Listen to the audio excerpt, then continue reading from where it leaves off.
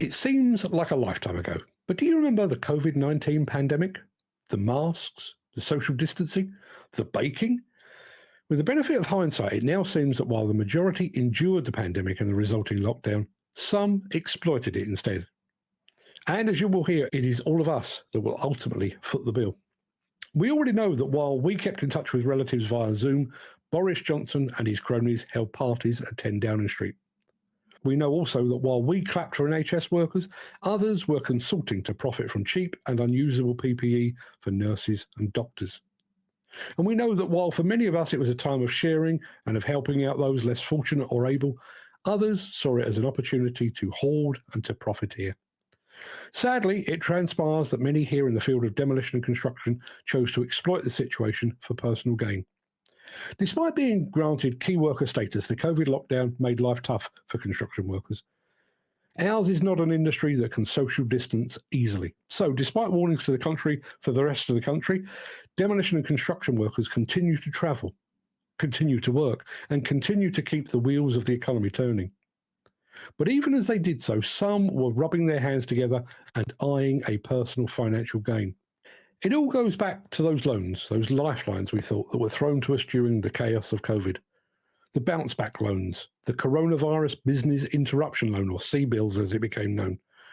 They were supposed to keep construction firms afloat, and they did, for a while. For many demolition and construction companies, those loans were just what they needed to keep going, to pay our workers, cover the rental on equipment, and to ride out the storm. But now it feels like the industry is being drowned by that very same lifeline. Nearly 40,000 construction companies in the UK have defaulted on their COVID loans. That's a roughly 15% of the entire industry. And let's not forget what government-backed loans actually means. It actually means public-backed. Yes, us, the British public, will ultimately foot the bill either through increased taxation or through cuts in public services to make up the shortfall. Even with all that government backing, £7.68 billion worth of loans handed out across the sector, we're still seeing companies crumble. Winter's coming again, and there's a cold, hard reality settling in across the country, and it feels like debts are hardening just as much as the ground does in December. Just like we became attuned to multiple deaths during COVID, we have become attuned to multiple construction company failures each month. This is the new normal. Every day feels like we're just waiting for the next domino to fall. The cost of everything keeps going up, interest rates remain high, and any loans or credit facilities we could potentially access are just more expensive to repay, if you can get a loan at all. That's the bitter irony. Before COVID, banks didn't want to touch construction companies with a 10-foot pole. We were considered too risky. It was only the government guarantees that made them lend to us during the pandemic. But now, the industry is stuck paying back those same loans and being crushed by them, and there's no safety net anymore. For so many companies, it's simply too much. The loans, the back payments, the increased cost of everything, it's unsustainable. And then there's the fraud. Well, hundreds and possibly thousands of directors who took out loans for companies that weren't even trading or inflated their earnings to get bigger loans than they should have. But here's the thing. Fraud or no fraud, those loans weren't enough to save most. Sure, some people abused the system, but even the ones who didn't are going under. We needed more than a quick fix. We needed long-term support, a real strategy to help us survive over the pandemic once it was over.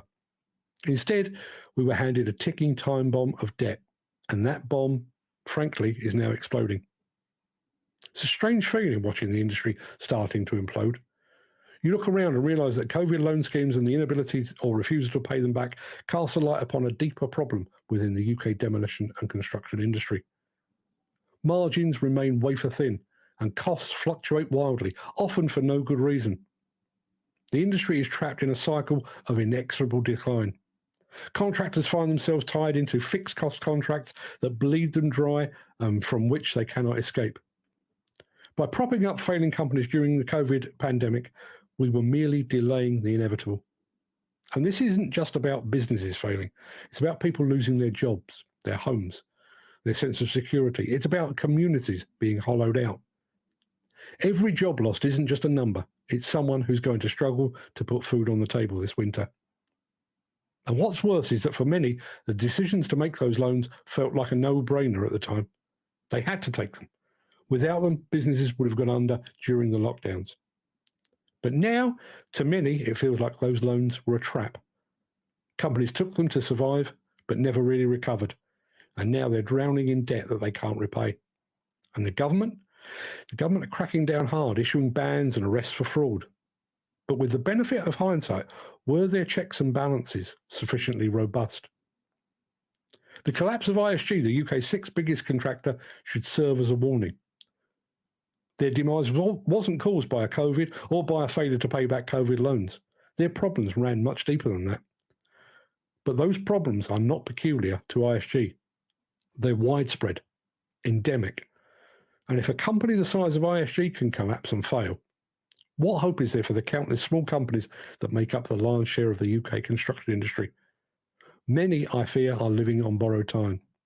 And for them, it's going to be a long, hard winter.